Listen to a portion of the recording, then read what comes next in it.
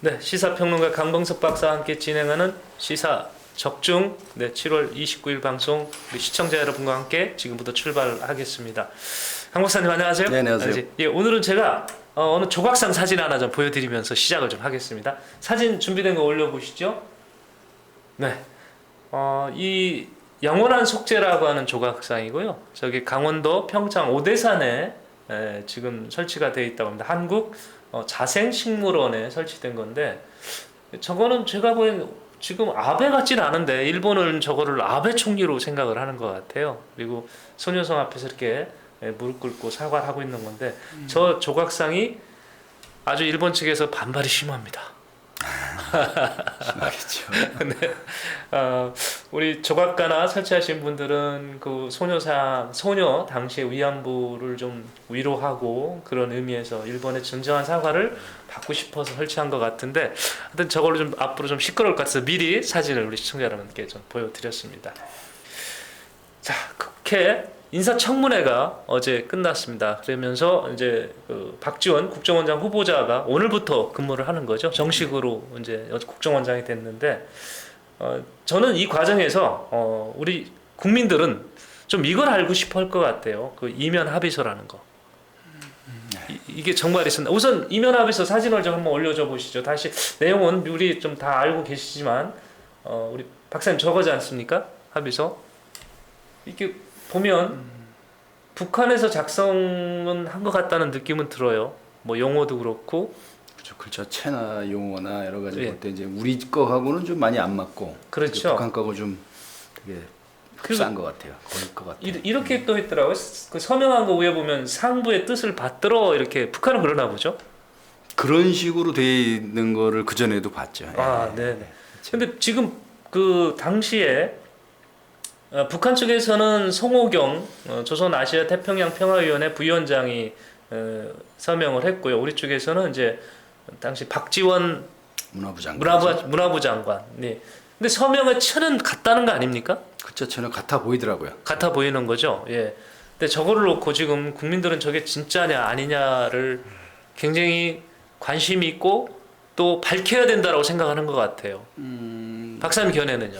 밝혀야 된다고 무슨 뭐 조사된 건 없잖아요. 아직까지는. 야당이 문제 제기를 했고, 예. 그래서 사람들이 이제 관심을 갖고 있는데, 뭐 저게 적어도 현재 시점에서 보면은 사실일 수도 있고, 예. 아닐 수도 있어요. 예. 그 양쪽 다 파장은 만만치는 않을 것 같습니다. 사실이건 아니건 간에. 그렇죠. 예.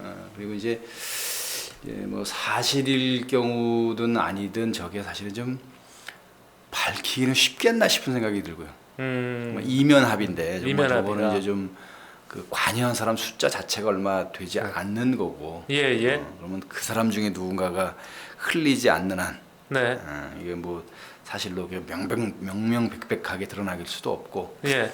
또 이게 이제 국내 정치 쟁점이 됨으로 인해 가지고 누구 또 그런 얘기도 하더라고요. 뭐 북한으로서는 꽃놀이 패다. 있으면 그러네. 있는 대로, 예. 없어도 있는 척하면서. 그런데 이게 참 애매해졌어요. 그러니까 이게 사실관계 밝히기는 좀 어려운데, 예. 이쪽이든 저쪽이든 뭔가 결과가 드러났을 때 네네. 파장은 작은 건 아닌 것 같고. 뭐 네. 그러다 보면 이게 이제 자칫하면 이제 이게 그냥 꼬리가 명확하지 않게 예. 쓱 없어질 수도 있는 사안이고, 폭발력 있는 사안도 나올 수도 있고. 이게 정말 사실이라면 네. 이건 시간이 오래 갈 거고요. 예. 근데 뭐 이럴 가능성은 없나요? 김정은이가 그 우리 아버지 앞에서 서명했다고 하더라. 우리 갖고 있다. 그러니까 니네 돈 줘. 뭐 이렇게 나올 가능성은 없나요? 아버지 앞에서 한 건 아닐 거고요. 저거는 이제 그 서명 당사자들이 그 당시에 북경에서 만나서 합의하는 사안이고, 두 사람은 다 특사 자격으로 간 거기 때문에 아마 거기에 참여한 사람들은 뭐 양쪽 합해서 그거를 받거나 관여했던 사람은 뭐 양쪽 합쳐서 10여 명이 안 될 거로, 실무자들 빼면. 그러니까 뭐 그렇게 뭐 많은 사람이 알 것 같지는 않고, 뭐 그래서 뭐 이게 이제 왜 나왔냐, 뭐 그게 어디 뭐 저 서울이나 평양에 한 부씩 있냐 없냐 하지만 그 역시 아무도 모르죠. 이 중에 이제 30억 달러 하나로 이렇게 해보니까 3조가 넘어요. 3조 5천억. 그렇죠. 그 중에서 5억 달러에 대해서는 얘기는 그동안 있었잖아요. 5억 달러는. 이미 저 저 대북 송금 특검으로 해 가지고 저 네. 수사가 진행돼서 밝혀졌고 예. 법적 처벌도 끝났죠. 그렇죠. 예. 그러니까 이 박지원 장관 당시 장관이 5억 달러를 넘기는 거에 대해서는 어느 정도 인정을 한 거잖아요. 그러니까 사실로 밝혀졌죠. 사실로 밝혀진 거죠. 나머지 25억 달러 부분은 모르겠다는 거잖아요. 그렇죠. 25억 달러 관련 이면 합의가 없었다라고 주장하고 있기 때문에 그 네. 관련해서 뭐가 진행된 게 없다 하지만 사실은 또 어떤 언론 보도를 빌어보면은 그 이거하고 연관성 상관없이 그 뒤로 네. 남북 간에 진행된 여러 가지 그 경제 교류나 협력 관계를 보면 아. 직간접적으로 거의 이만큼에 해당하는 그 협력이나 교류 사업이 예. 있었다라는 주장도 있는 상황이기 때문에 예, 예. 이게 뭐 맹탕 전혀 근거 없는 그냥 그런 얘기다라고 밀어붙이기에는 조금 무리가 있을 것 같습니다. 이 합의서가 지금 첫 번째 보면 2000년 6월부터 3년 동안 20억 달러 규모의 투자 및 경제협력 차관을 사회 간접 부분에 제공한다 이렇게 돼 있단 말이죠. 이 문서에는. 근데 이 부분을 우리랑 교류를 하면 3년 동안 25억 달러 그런 규모의 효과를 거둘 수 있다 이렇게 썼으면 문제가 없을 텐데 이걸 제공한다라고 하니까 그 혹시나 오간가 아닌가. 그것도 좀 조심스러운 게요. 이제 예를 들어서 이제 이게 5억 달러는 그냥 정말 준 거고, 예. 준 거고 그게 이제 지금까지도 이제 문제가 되고 사실은 당시에 대북 송금 특검이 시작됐던 배경 중에 하나가 그 2002년도에 있었던 그 연평해전이라 지금 서해교전이라고 네네. 하죠. 서해교 1차, 2차 서해교전 당시에 특히 2차 교전 당시에 우리 그 뭐 참수위호, 네. 저 윤영아 소령. 소령, 예. 소령이 예. 정장으로 했던 참수로 357인가요? 예. 그걸 공격한 북한 무기가 네, 네.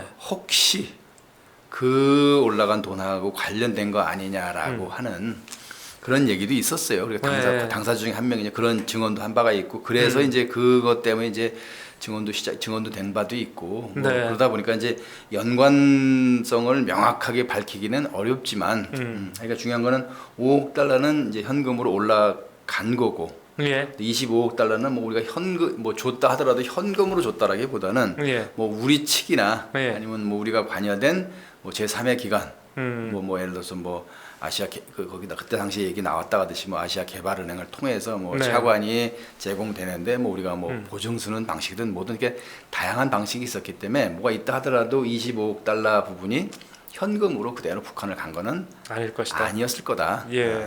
근데 그 현금으로 안 가고 어떤 보증한다든지 이래도 나중에 드러나지 우리 않나요? 책임이죠, 그렇죠. 예. 드러나죠. 뭐 예. 우리 사실은 이제 더 정확하게 한다면은 뭐 오히려 그런 식으로 우리가 현금을 뭐 어떻게 막 이렇게 사실 5억 달러 경우는 문제가 있었던 게 문제가 예. 된 게 이게 그 당시에 그 관계부처 장관들이나 당시가 임동원 국정원장이고 네네. 이기호 경제수석도 있었고 뭐 통일부 장관도 있었는데 그분들이 어떤 신중론이나 뭐 일부 부정적인 견해에도 불구하고 박지원 장관이 밀어붙였다는 거잖아요. 그래서 예. 결국 박지원 장관은 직권남용 혐의로 이제 처벌을 받은 건데. 직권남용 혐의였군요. 결국은 그런 건데 사실은 그때도 보면은 뭐 이용군 금감원장이라든지 예. 뭐 경제수석을 통해서 산업은행에 현대의 약간 비정상적인 방법으로 뭐 네. 제가 기억은 정확치 않은데 무슨 담보도 제대로 잡지 않고서 예. 거의 4억 달러 해당하는 4천억 원을 대출을 해주고 뭐 그중에 또 한 1억 달러 해당하는 1,000억 원 정도는 또 정부 관련 기금이 들어가고 네. 이거를 이제 그 현대상선 뭐 해외 계좌를 통해서 이제 뭐 북한으로 보내고 그러니까 사실 이게 어떻게 보면 좀 그 공개적이지도 않고 떳떳하지도 않았다는 걸 스스로 그 입증하면서 보여주면서 진행된 사안이었거든. 근데 그거 아니고 이제 예를 들어 뭐 이런 거 같으면은 뭐 남북 그 관계 개선이라든지 교류 증진 과정을 통해서 북한의 인프라라든지 뭐 인프라 그래 사회 간접자본 확충을 위해서 우리가 어떤 뭐 제3이든 어떤 그 절차를 통해서 무상 지원이 아니라 뭐 차관이든 뭐 이런 식으로 해가지고 제공했다는 것 같으면 사실은 공개하고 했어도 뭐 다소 반발은 있겠지만 뭐 지금 이런 상황보다 훨씬 나을 수 있었을 텐데 그 왜 이런 일들이 있었다면 왜 있었을까 하는 이제 궁금증을 갖게 하죠. 이제 이거 사실 여부를 떠나서 만약에 일단 이 5억은 갔잖아요. 5억은 갔다 보니까 이 정상회담 하는데 하여튼 5억이란 돈이 이렇게 오가면서 뭐 얘기를 풀어나가기 시작을 했단 말이죠.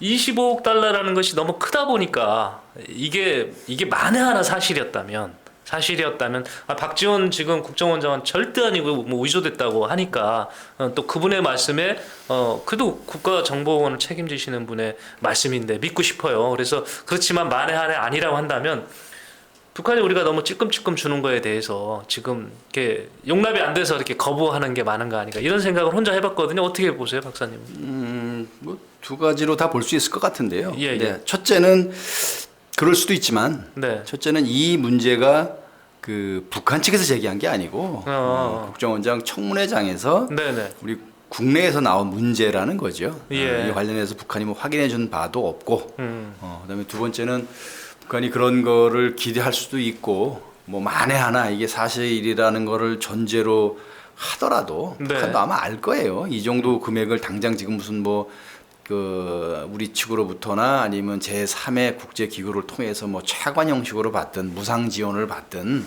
이게 지금 유엔 제재나 미국 제재 때문에 네. 가능하지 않다는 걸 알 수 있을 거고.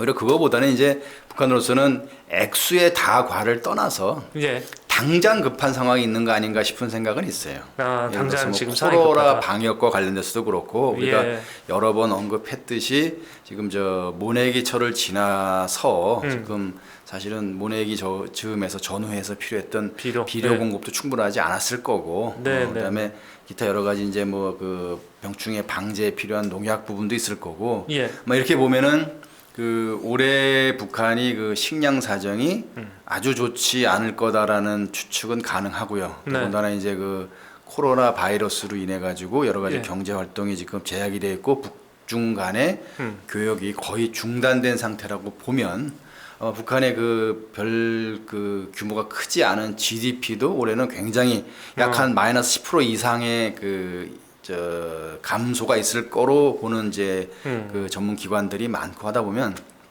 북한 아마 당장 급할 거예요. 예. 그런 액수 규모가 떠나서 그렇죠. 이렇게 북한 뭐, 그 사정을 감안해서 우리도 어떻게든 북한의 어떤 뭐 최소한의 것이라도 지원을 해서 예. 미국이나 유엔의 제재의 그 틈을 벌려서 그 어떤 남북 북한에 대한 지원 이를 통한 남북 교류 확대 이런 거를 아마 계획은 하고 있을 거예요. 그래서 이거하고 뭐 직접 관련돼서 뭐 북한도 뭐 이거 약속을 안 지켰으니까 우리가 너희랑 더 이상 얘기를 안 하겠다. 우리도 뭐 이게 있으니까 이걸 어떻게 지키겠다. 이런 차원으로 해석하는 거는 조금 과한 비약일 수 있고요. 이거하고 상관없이 네. 양쪽 적어도 남북 간에는 네. 그 지원과 교류에 관한 예. 필요와 이유가 있어요. 조금 방향이 좀 다르긴 합니다만 중국 지금 뭐 산사댐 주변 우리 그 양쯔강의 범람으로 지금 식량이 굉장히 많이 그쪽도 수급이 원활치 않을 수 있다라는 얘기도 있거든요. 그러면 중국에서 북한에 지원키로 한 식량 또 매년 해왔지 않습니까? 이 부분이 수월치 않다면 북한이 한국 쪽에 기댈 수뿐이 없는 상황이 또 커지질 않을까요?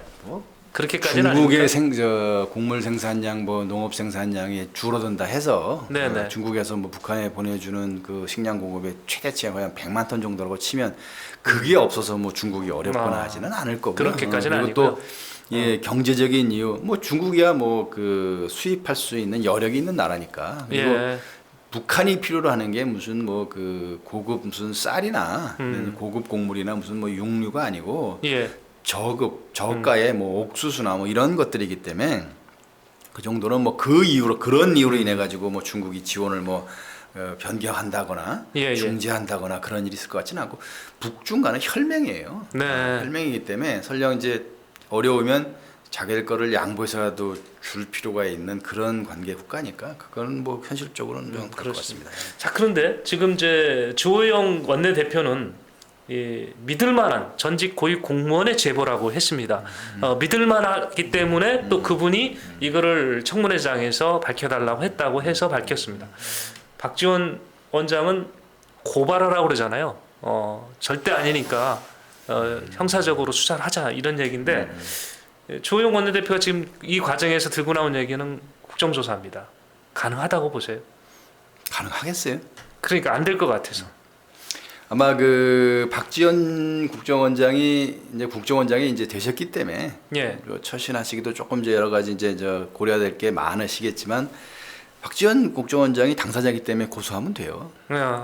네, 본인이 근데 본인을 공격한 거니까. 본인을 공격했으니까. 그리고 네. 뭐 아니면 말은 민주당에서 고발을 해도 되죠. 예. 아니면 제3의 무슨 시민단체가 해도 되고. 네. 그러니까 이게 어느 쪽이든 이게 사실인지를 밝혀달라라고 하는 고소가 됐든 뭐 허위 문서를 가지고 무슨 뭐 공격을 했다가는 뭐 그런 방향이 됐건 간에 서로 간에 고소 고발이 있으면 돼요. 근데 서로 고소 고발 하라 하겠다는 얘기만 하는 거고. 네. 그리고 박지원 원장은 무슨 얘기냐면은 그 청문회장이나 국회 안이 아니고 면책특권이 보장되지 않는 진짜 다른 장소에서 하라 이거예요. 네. 그럼 내가 고발하겠다. 그럼 무슨 얘기냐면 서로 이제 으름장만 놓는 거예요. 으름장만. 그러니까 실제로 이어질 가능성은 서로 부담되지 않겠어요? 서로요. 예. 이게 지금 명확하다는 게 예를 들어 그렇잖아요. 요새가 무슨 뭐 대안적 진실 이런 얘기도 나오잖아요. 그러니까 네. 우리가 아는 진실이라는 게 실제로 이게 존재하거나 존재했던 거라서 진실이고 뭐 존재했던 거라면 무조건 진실이다. 아닐 수도 있다니까. 지금 네. 사실 뭐가 진실이고 아닌지를 잘 알 수도 없는 세상이고 이게 실제로 있었다 하더라도 그게 진실이라고 입증되는 것 자체는 굉장히 진한하고 복잡하고 네. 입증이 안 될 수도 있어요. 그러니까 이게 뭐 그 당시에 이런 서명했던 일이 있었냐 없었느냐, 서명했던 있던 원본이 있느냐 없느냐, 아마 그런 정도 과정을 통해서 밝혀진다는 거는 사실 현실적으로 좀 쉽지 않을 것 같습니다. 네. 자, 그 문재인 대통령이 취임 이후 처음으로 대북 안보 라인 전면 교체를 했습니다. 이미 이제 청문회를 통과한 이인영 통일부 장관 그리고 오늘부터 근무하는 박지원 국정원장 또 청문회 필요 없는 국가안보실장 서훈 안보실장 이렇게 전면 교체했거든요. 자, 이게 어떤 의미를 가진다고 보시는 건가요? 이제 2년이 채 남지 않은 임기 동안 네네. 뭔가 성과를 내고 싶다라고 하는 이제 강한 의지가 반영된 거로 봐야죠. 대북 관계에서요. 아니, 예. 모든 부분에 있었어요. 모든 면에서. 그러니까 지금 어제 그 임명 동의안 이제 청문 그 보고서가 예, 예. 채택되고 네. 3시간 만에 임명 제가를 했었어요. 예. 그러니까 이게 예. 청문 절차에 대한 거는 법적인 절차로만 인정을 한 거고 그 예. 안에 내용이나 뭐 야당의 주장에 대해서는 전혀 고려할 생각이 없는 거죠. 없었던 네. 걸로 봐도 네. 무방할 것 같아요. 네네. 그리고 어제 동시에 그 여러 개 그 상임위에서 부동산 관계법들에 대한 그 여러 가지 절차를 뭐 건너뛰었다라고 하는 야당의 주장에도 불구하고 네. 그 법안이 다 상정됐어요.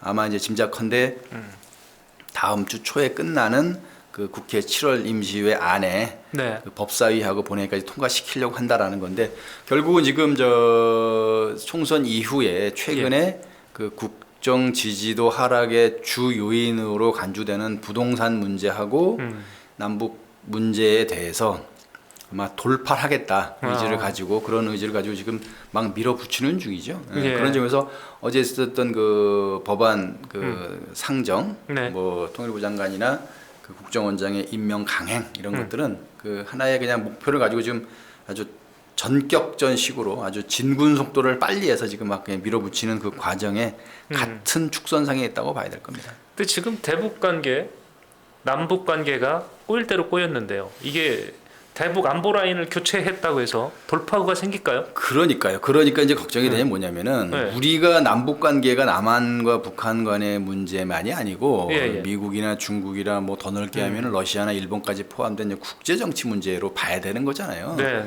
그런 상황에서 당사자이기는 하지만 그 대한민국 정부가 얼마나 이 국면에서 주도권을 가질 수 있느냐 사실은 주도권을 갖기는 굉장히 어렵습니다. 네. 그 어려운 상황이라면은 우리가 나서는 게 자칫 잘못하면 우리 스스로 우리의 입지를 더 좁게 할 수도 있어요.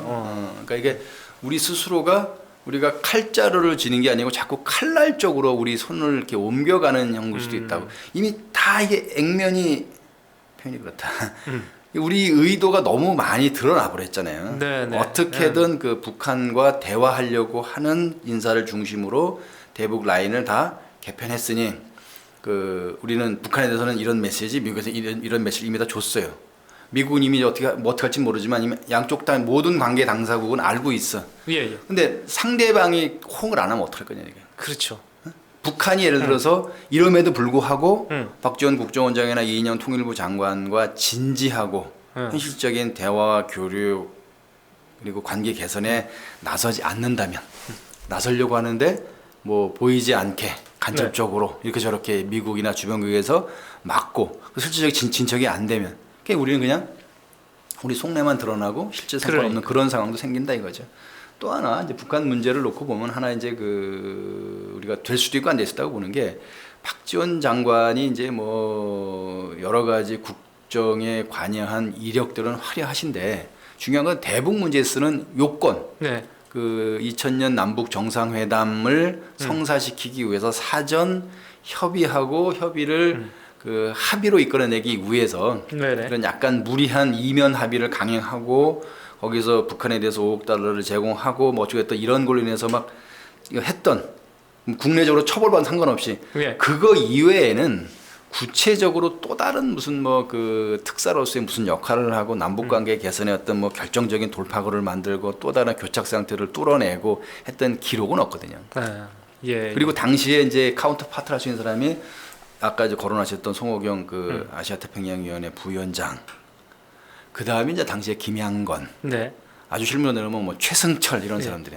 근데 문제는 그 당시에 했던 그 대남 라인들이 현재는 다 사망을 했거나 없어요. 예, 예, 숙청을 당해서 현재 있질 않아. 그리고 그분들이 있다 하더라도 이미 20년 전이야.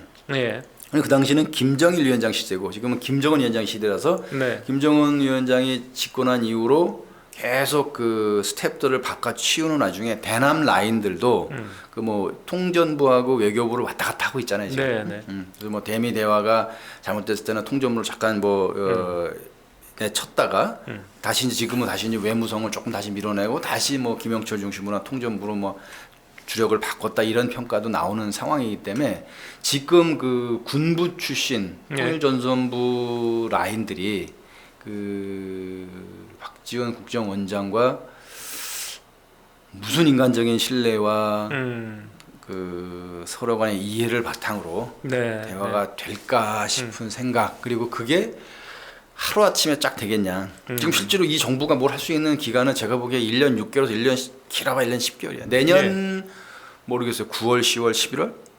빠르면 9월 뭐 늦어도 11월 안에는 대체적으로 그 뭐 저 차기 대선 후보 윤곽이 그러겠죠. 나오겠죠. 뭐 정해질 수도 있고 그러면은 지금은 7월이잖아요.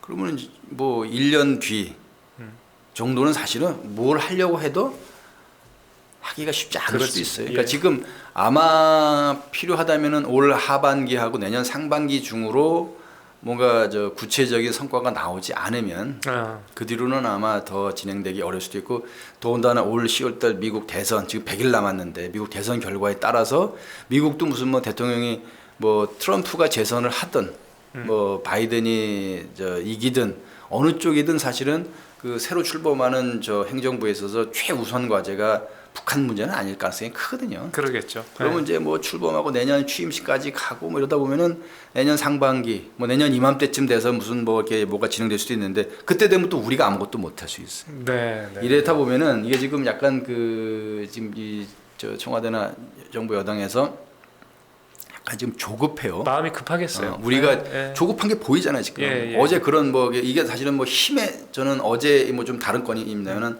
어제 그 저 국회 상임위 막 밀어붙이는 걸 보고 그게 힘의 우위에 의한 자신감이라기보다는 뭔가 해가 지고 있다라는 느낌에 의한 조급함, 불안감이 깔려 있는 것 같아. 이게 그러면 실수하기 쉽거든요. 우리가 산에 갔다 오면 알지만 산을 올라갈 때는 새벽이거나 날이 밝아질 때 그때는 뭐 아무렇게나 올라가도 돼요. 되게 올라가다 넘어져서 크게 다치는 법은 없어요.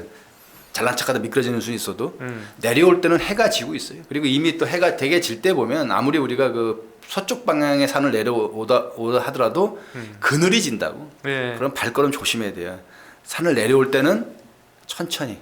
그래서 내려오면서 꽃들도 보내는 거 아니야. 근데 지금 뭐 내려오면서 뛰다시피 하면 사고 날 수 있어요. 이게 그 기대도 하고 남북 관계가 개선도 되고 뭐 남북관계 화해 무드로 인해 가지고 여러 가지 뭐 어려운 뭐 국내 경제든 사회든 정신 문제가 풀리는 거를 반대할 국민이 어디 있겠어요. 근데 이게 우리가 국가의 중요한 결정이 이런 식으로 이제 다 속마음을 다 액면에 드러내놓고서 협상을 하고 뭐 교섭을 하는 게 우리한테 유리한 결과로 오겠느냐. 예. 그러니까 급할수록 돌아가랬다는 그러니까. 말도 있는데 그런 것도 좀 한번 생각해보면 어떨까 싶습니다. 여하튼 우여곡절 끝에 이렇게 대북 라인 교체가 됐고요. 좀 뭐 그럴 겁니다. 여하튼 잘 모든 좀 성과를 이뤄내기를 바라는 국민들 마음은 있을 거예요. 뭐 정파를 떠나서요. 네. 좋은 성과 좀 이뤄냈으면 하는 마음 갖고. 근데 하나 마지막으로 하면 이게 뭐 해도 될 말 필요가 있을까 없을까 모르겠는데 이게 사실관계 밝혀지기 굉장히 어렵겠지만 예. 어떻게 보면 네. 그 지금 그냥 추측을 하다 보면은 이 이면 합의서가 사실일 경우도 큰 충격이지만 네. 아닐 경우는 더 클 수도 있을 것 같은 생각이 들어요. 아닐 경우. 근데 어찌됐건 뭐 밝혀지긴 쉽지 않을 것 같아요. 그러니까요. 네. 자, 앞으로 이 부분은 또 저희가 추이를 지켜보도록 하겠습니다. 계속해서 대선의 잠룡 얘기를 좀 하겠습니다.